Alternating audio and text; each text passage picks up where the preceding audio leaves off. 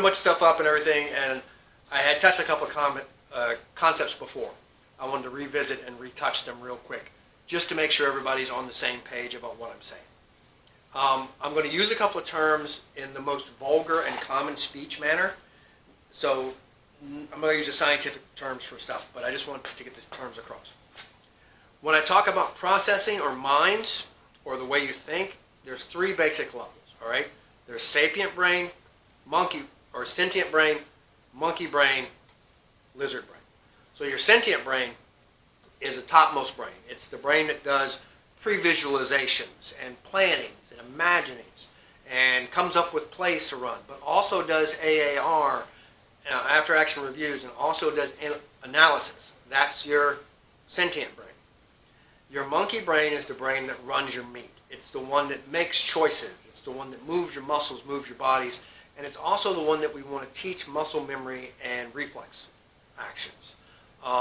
It's the one that handles tasks like walking, chewing gum, driving a car, swinging a sword. These are monkey tasks.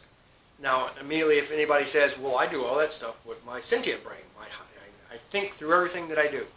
Here's the thing I want you to try to do. I want you to try to get out of a chair step by step. Like, think about every single muscle contraction and movement you have to make to get up out of a chair or to sit down in a chair. It will take you forever, okay?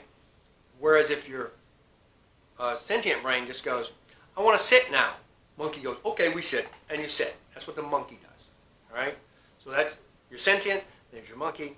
Now let's talk about your lizard.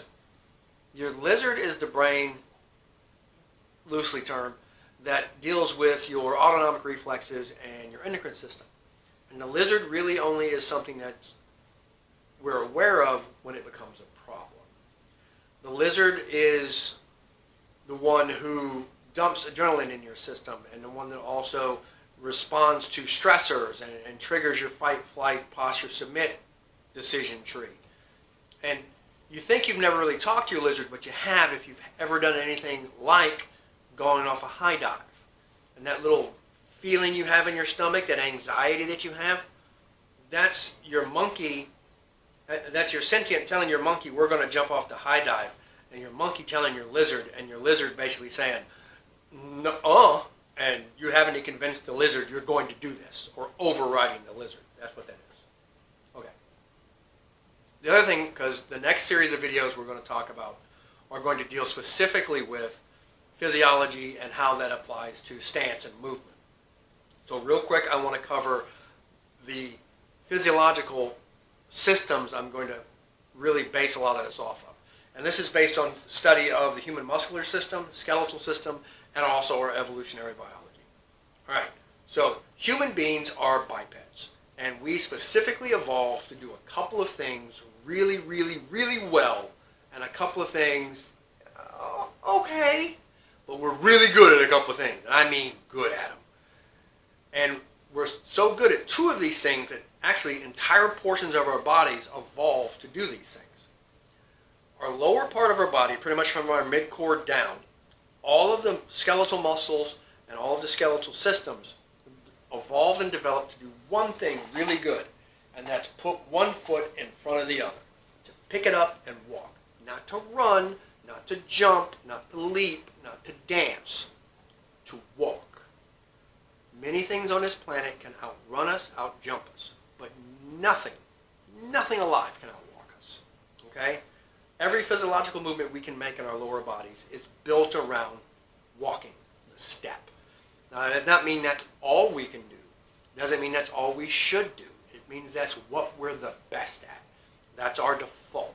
So everything we're going to talk about in stance and movement is going to be built off of and try to utilize as much as possible the concept of the simple human stride, because that's what we're made to do. In our upper body, everything in our upper body is developed both in our skeletal muscular and our skeletal systems to do one thing really great and a bunch of things, okay. And that thing we do really, really good is we pick stuff up to and including often our own body weight, and we put it to our chest. We pick it up and we hold it close. We don't hold it out here. We don't hold it above our heads. We did not evolved from brachiators.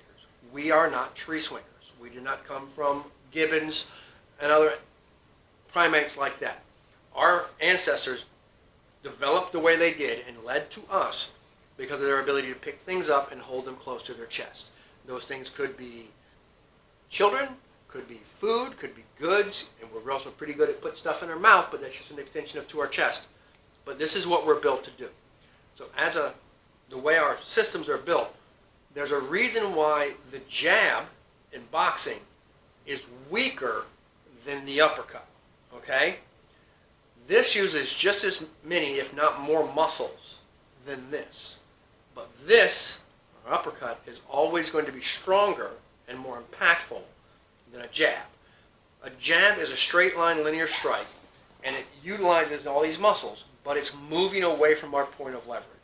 Whereas an uppercut is moving back to our point of leverage. Okay? So just those simple concepts is what we need to have.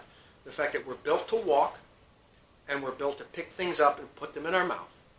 And our decision-making process follows a flow chart. All right? There's the lizard, there's the monkey, and there's the sentient. Now, we're going to use these terms going forward, and I'll say this is a sentient problem, or this is a monkey problem, this is a lizard problem. And I'll also always point back to the lever system of how we want to put our feet in our hands. It'll all make sense as we move forward, I promise. My goal is to get more videos of that nature done in the next couple of days, since we're all kind of on lockdown due to the coronavirus. But I'm here, I got a camera, you're there, let's talk about it. Please, please, please, leave comments, give feedback, subscribe, like, follow, whatever you have to do. Keep track of this if you're interested in this at all. I need to and I want to hear from you because this is not my system, this is a human system, and I want to develop this, continue to develop this collaboratively. All right? So, again, thanks for watching. Thanks for putting up with my goofy talk. I really appreciate it. It's fun for me. I hope it's fun for you. All right. Any other questions or anything, please let me know. Bye, guys.